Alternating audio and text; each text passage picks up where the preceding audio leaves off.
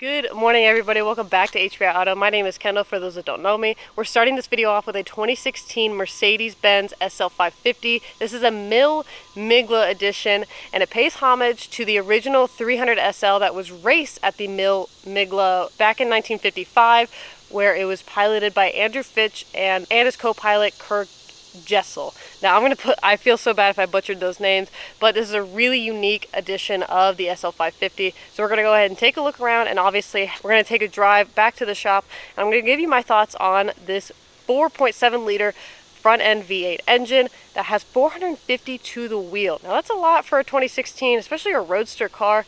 Just in my opinion, I think it's a good amount of power, but let's go ahead and dive into it. Now with the special edition, you've got tons of red accents that are added to this car, along with a 1920 setup on these Continental tires. You've got the special badging on the side, and these seats are incredible. They are very comfortable. Just getting here to the shop, this seat is very comfortable. There's tons of space, but you can see the amount of red accents and carbon fiber throughout this interior. We're going to get into that in a little bit, but just wanted to show you the exterior. You also have a really nice carbon fiber spoiler in the back, and then you have SL550 badging. You've got a red accent on the diffuser, and you've got a dual tipped exhaust. Really clean appearance, and honestly one of the better looking Mercedes that I personally enjoy. Now the convertible is a hardtop with a glass roof, and I'm going to show you that right now. Now just opening up the interior, you've got more black, red, and carbon fiber pieces. You've got really nice white double stitching on here. Really special floor mats. It's like a directional sign. Again, at those seats, they are heated and cooled.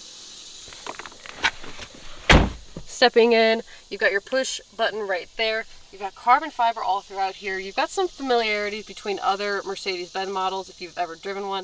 I don't really like Mercedes that much, but honestly I'm loving this one. Now you've got two cup holders right here. You've got your convertible top controls right here. And then in the center console, you've got really nice storage along with plugins right there. And in the back, you have a really nice secret storage with another cup holder and more storage space down there. Again, these seats, I love. One thing that I'm really loving about this car is while I was driving, I noticed that I had tons of room, and a potential passenger has tons of room for the armrest. That's always one of the big debates, is who gets the armrest. It's always the driver, but now both the driver and passenger can experience the comfort of the armrest. Now personally, I'm not a very big convertible fan. I just don't think they look right on cars, but having a hard top convertible, especially with a glass, this is really nice in my opinion, and I think it's one of the better features that this Mercedes offers. Obviously, I'm going to say on the drive, you've got really good visibility right at the bat. We're going to go ahead and head back to the shop now. I'm going to give you an honest opinion of driving this SL550 and just see what it's like to be a Porsche fan behind the wheel of a Mercedes. So heading back to the shop now, really quick, I'm going to test out the suspension. I'm in sport mode right now. We're just going to kind of go back and forth a little bit.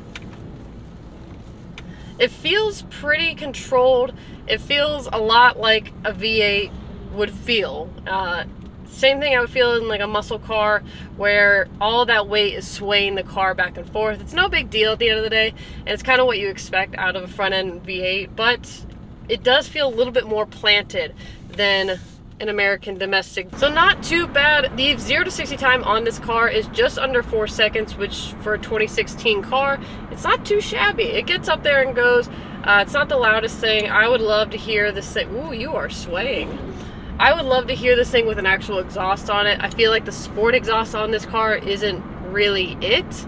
That's just kind of my 2 cents. So one cool safety feature that I've noticed on this car is that I'm sure a lot of Mercedes have this feature, but when you start to drift into other lanes, it'll actually kind of buzz the steering wheel and also not shake your seat, but kind of move it a little bit. So it's like, hey, wake up, you're drifting lanes. And I just thought that was something that's kind of cool. It's kind of courteous, but overall suspension felt really nice. It's very easy, it's very forgiving, and it acts like a roadster should, and that it's comfortable. You've got good power, you've got decent storage in this car. I thought the drive was actually really comfortable. Obviously it's got power. It's a front end V8 engine, which I think is always a solid deal to go with, and especially in a very classy car as a Mercedes is. I thought it was very comfortable. Now I've got a decent stigma against Mercedes. I always thought their buttons and their button layout was weird. I thought it was very noisy, and it's very, you know, makes a lot of plasticky noise, which I just don't like. I don't think that screams good build quality. Now this car is a special edition 417, so there is a little bit more of a, I'd say, craftsmanship put into it. I'm going to give it a solid 7 out of 10. I think the suspension is still a little sway, but it is a roadster car. It's more of a casual weekend driver. It is a convertible, which I'm just not a convertible fan myself, but solid 7 out of 10. I think the car is there and the power is there. It's a good amount of power. It's a good amount of driving. You got tons of space on the interior, which impressed me. I'm almost 6 foot tall and I've got tons of headroom, tons of room to move around in general. But would I drive this every single day? Probably not. I don't know. I'd probably drive it maybe 5 out of 7 days a week. Now, it's nice to drive, but again, I'm naturally not a Mercedes fan, but this one I would consider putting it in my garage.